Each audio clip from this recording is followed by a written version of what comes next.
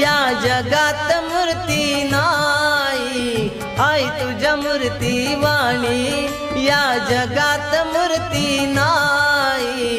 अनमोल जन्म दिला ग आई तुझे उपकार फिटणार नाही। अनमोल जन्म दिला ग आई तुझे उपकार फिटणार नाही।